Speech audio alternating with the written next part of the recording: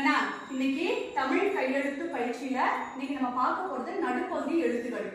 நடுப்பகுதி எழுத்துக்கள்னா என்னன்னு பார்க்கலாம். இப்ப இங்க 4 கோடு இருக்கா? 1 2 3 4 4 கோடு இருக்குது. இப்ப இந்த 2வது கோட்டையும் 3வது கோட்டையும் மட்டும் தொட்டு எழுதுற எழுத்துக்களை நான் எழுதிருக்கேனா? இப்ப இது நடுவுல மட்டும்தான் வந்திருக்கு. சரியா? மேல வந்திருக்கா? கீழே வந்திருக்கா? இல்ல. பாருங்க ட ப க. சரியா? நடுவுல மட்டும்தானே வந்திருக்கு. அதனால இது நடுப்பகுதி எழுத்துக்கள்னு சொல்லுவோம். நிறைய எழுத்துக்கள் இருக்குது. நான் எக்ஸாம்பிளுக்கு அதாவது எடுத்துக்காட்டுக்கு குறைவா எழுதியிருக்கேன். இப்ப பாரு இதெல்லாம் நடுப்பகுதி எழுத்துக்கள் தான். இப்ப எழுதுனதுக்கு அப்புறம் இப்ப இங்க பாரு இந்த கோடு போடுறேன்னா 2 கோட்டுக்குள்ளேயே எனக்கு நான் வந்திருக்கு. அதை இங்க பாரு கோட்டுக்குள்ளே வந்திருக்கா? இதுதான் நடுப்பகுதி எழுத்துக்கள். இந்த எழுத்துக்கள் வந்து கீழே வராது மேலேயும் வராது.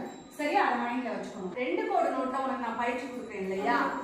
அதுல பாத்தீங்கன்னா நடு கீழ்ப்பகுதி எழுத்துக்கள் எப்படி எழுதணும்னு சொல்லி பார்க்கலாம். இப்ப நடுப்பகுதி எழுத்துக்கள் இந்த 2 கோட்டை மட்டும் கோட்டுக்குள்ள வர்ற மாதிரி நீ எழுதிப்பாரு.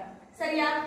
ஆனா நடு கீழ்ப்பகுதி எழுத்துக்கள்னா என்னன்னா 2 கோடு அதோட கீழே இந்த கோட்டுக்கு கீழே வரணும். அதான் நடு கீழ்ப்பகுதி எழுத்துக்கள். இப்ப பாருங்க இங்க தா போட்டுக்கோமா? இந்த கோட்டுக்கு கீழே இந்த சுழி வந்துருச்சா? அதே மாதிரி இப்ப ரா போடுறேன்.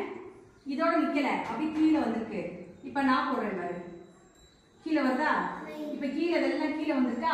அதுதான் நடு கீழ்ப்பகுதி எழுத்துக்கள். இப்ப பாருங்க தடி 6 7 இருக்கா? இப்ப நான் கோடு போட்டு காட்டிருக்கேன். கீழே தானே வந்திருக்கேன். மேல ஏதாவது வந்திருக்கா? வரல.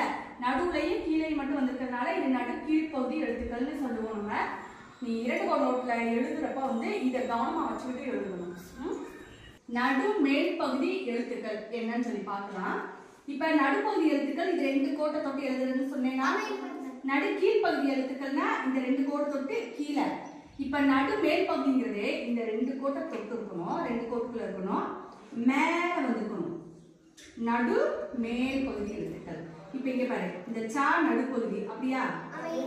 இந்த சி மேல இருக்கும்போது நடு மேல் பகுதி எழுத்துக்கள். பாரு நீ நீ பி பி நீ மீ சி இதெல்லாம் மேல தானே வந்திருக்கு. கீழே எங்கேயாவது வந்து காட்டுங்க வரல.